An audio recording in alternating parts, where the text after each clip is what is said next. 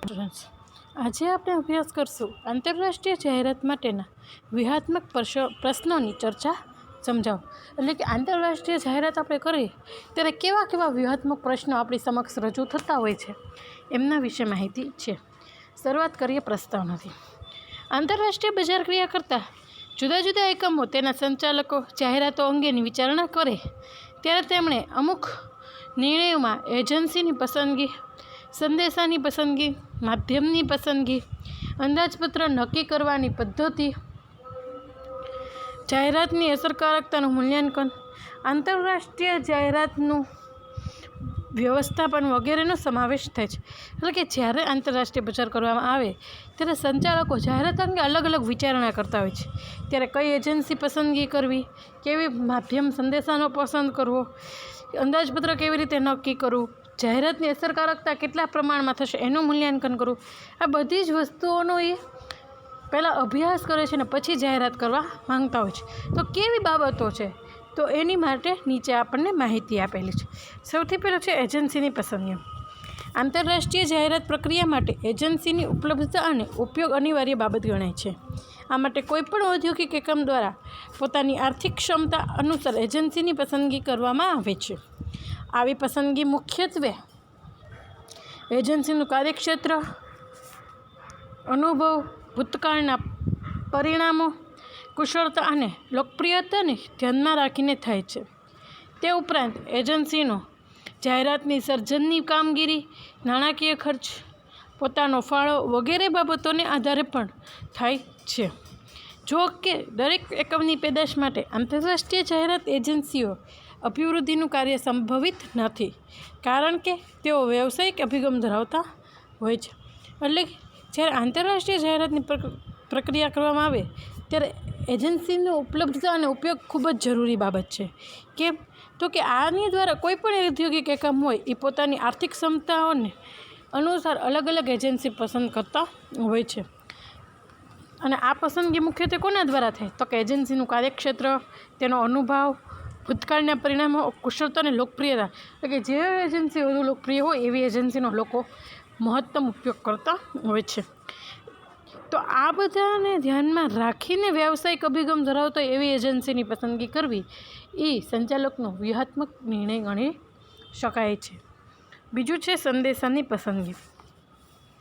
જો એકમ પોતાની પેદાશને આંતરરાષ્ટ્રીય બજારમાં વધુ લોકપ્રિય બનાવવાનો પ્રયત્ન કરવાની ઈચ્છા ધરાવતું હોય તો તેને યોગ્ય સંદેશાની પસંદગી કરવી આવશ્યક બને છે.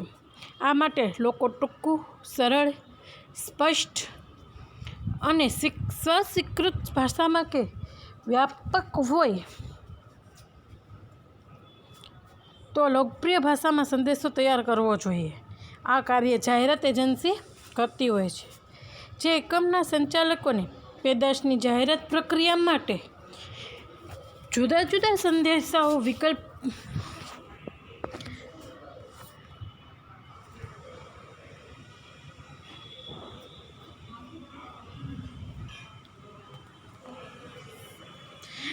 સ્વરૂપે દર્શાવે છે.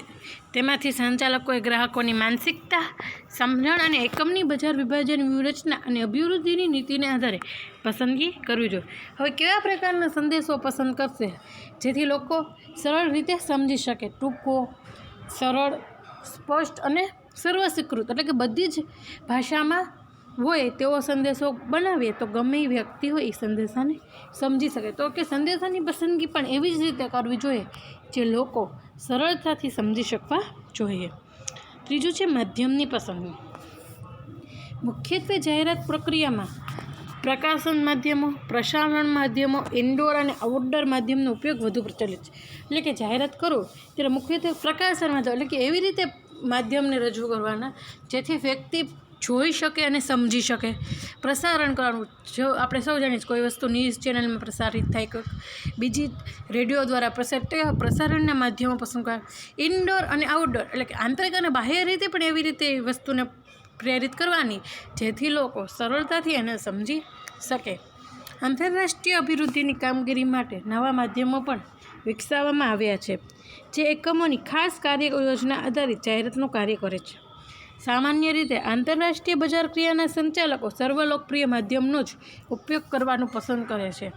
છતાં નવા વિકાસ પામતા એકમો પોતાની પેદાશ કે સેવાની ઇલેક્ટ્રોનિક માધ્યમો અવકાશી માધ્યમ ઉપયોગ દ્વારા આધુનિકતમ રીતે પ્રદર્શિત કરવાનો પ્રયત્ન કરે છે. અત્યારે આધુનિક રીતે ઇલેક્ટ્રોનિકની માધ્યમથી પણ લોકો જાહેરાતની માધ્યમ તરીકે પસંદગી કરે છે, જે પ્રકારની જાહેરાત કામગીરી માટે આવશ્યક પણ છે. માધ્યમ પસંદગીની પ્રક્રિયામાં પણ ખર્ચની બાબત અગત્યનું પરિબળ બને છે. ચોથું છે જાહેરાતનું અંદાજપત્ર નક્કી કરવું. વૈશ્વિક જાહેરાત પ્રક્રિયા માટે આર્થિક રીતે સદ્ધર એકમો ઘનિષ્ઠ પ્રયત્ન કરી શકે છે. જોકે જાહેરાતનું અંદાજપત્ર નક્કી કરવા માટે એકમની આર્થિક સદ્ધરતા, પેદાશની લોકપ્રિયતા, સંચાલકોનો અભિગમ અને અંદાજપત્ર નક્કી કરવાની પદ્ધતિઓ વગેરેનો ઉપયોગ કરવામાં આવે છે. આ માટે એકમની પેદાશના વેચાણની ટકાવારીનો અભિગમ, પેદાશનો સ્પર્ધાત્મક અભિગમ હેતુ અને કાર્યનો અભિગમ ઉપયોગ વૈકલ્પિક રીતે થાય છે. જે એકમની જાહેરાત નીતિ, બજાર વિભાજન, પસંદગીનું બજાર ક્ષેત્ર, પેદાશની જાહેરાતની આવશ્યકતા જેવા તત્વોનો કરવાનો અભિગમ અપનાવે છે. આર્થિક રીતે નબળો એકમ મર્યાદિત કે લક્ષ્યાંકિત બજારોમાં જાહેરાત કરવાનો અભિગમ અપનાવે છે. એટલે કે જાહેરાતનું અંદાજપત્ર પણ નક્કી કે કંપનીને કેટલા વેચાણની કેટલા ટકાવારી જેટલો ખર્ચ જાહેરાત પાછળ કરવાનો પોસાશે, તો એને પ્રમાણે પણ જાહેરાતનું અંદાજપત્ર નક્કી કરીને જાહેરાત કરવામાં આવતી હોય તે એક એનો વ્યૂહાત્મક નિર્ણય કહી શકાય છે. પછી છે જાહેરાતની અસરકારકતાનું મૂલ્યાંકન. તો કે કોઈપણ સ્તરની જાહેરાતના મૂલ્યાંકન માટે જુદા જુદા એકમો દ્વારા જુદી જુદી પદ્ધતિઓનો ઉપયોગ કરવામાં આવે છે, જેમાં ગ્રાહકોના અભિપ્રાયની મોજણી, પેદાશની લોકપ્રિયતાનો આંક, બજાર કસોટીની પદ્ધતિ અને બ્લાઇન્ડ જાહેરાતોનો ઉપયોગ સમાવેશ થાય છે. તેને આધારે પણ કોઈપણ એકમ નિર્ધારિત બજાર ક્ષેત્રમાં જાહેરાતની અસરોનું મૂલ્યાંકન કરી શકે છે. જે વ્યાપક બજાર ક્ષેત્ર માટે રેન્ડમ સેમ્પલિંગ પદ્ધતિનો ઉપયોગ લઈ શકાય. તેમજ પરિણામ જરૂર જણાય તો યોગ્ય લાગે તો બજાર ક્ષેત્ર માટે પણ ઉપયોગમાં લઈશે. એટલે કે હવે જાહેરાતની અસરકારકતા કેટલી છે તેનું મૂલ્યાંકન કેવી રીતે થઈ શકે, એટલે કે એનું મૂલ્યાંકન કરવાનું, જાહેરાતની અસરકારકતા કેટલા પ્રમાણે લીધી, તેની લોકપ્રિયતા કેટલી છે, એ બધું જાણીને જ જાહેરાત કરવામાં આવતી હોય છે. અને છેલ્લું છે આંતરરાષ્ટ્રીય જાહેરાતનું વ્યવસ્થાપન.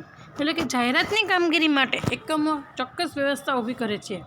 આ માટે જુદા જુદા એકમો કેન્દ્રિત વ્યવસ્થાપનનો અભિગમ, વિકેન્દ્રિત વ્યવસ્થાપનનો અભિગમ અને સમગ્ર અભિગમનો વૈકલ્પિક રીતે ઉપયોગ કરે છે. આ માટે એકમની જાહેર નીતિ, વ્યૂહરચના આવશ્યક અને બજારની શક્યતાઓને ધ્યાનમાં લેવાય છે. તેને આધારે જ એકમ પેદાશની જાહેરાતની કામગીરીનું સંચાલન સરળતાથી કરી શકે છે.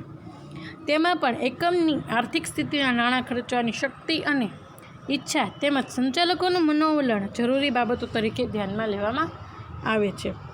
તેને આધારે જ આંતરરાષ્ટ્રીય વ્યવસ્થા માટે કોઈપણ એક અભિગમની કે બધા અભિગમોની સ્વતંત્ર કે પસંદગી કરવામાં છે. એટલે કે હવે જાહેરાત કેવી રીતે ગોઠવવી એની ગોઠવણી માટે પણ એક વ્યવસ્થા ઊભી કરવામાં આવે છે. એ કેન્દ્રિત વ્યવસ્થા પણ હોઈ શકે અને વિકેન્દ્રિત વ્યવસ્થાનો અભિગમ પણ હોય છે. આમાંથી કોઈ પણ વૈકલ્પિક વ્યવસ્થાપનનો ઉપયોગ કરી જાહેરાત કરવામાં આવતી હોય છે. તો આ વાત થઈ કે જાહેરાત વખતે ઉપજતા વ્યૂહાત્મક પ્રશ્નો.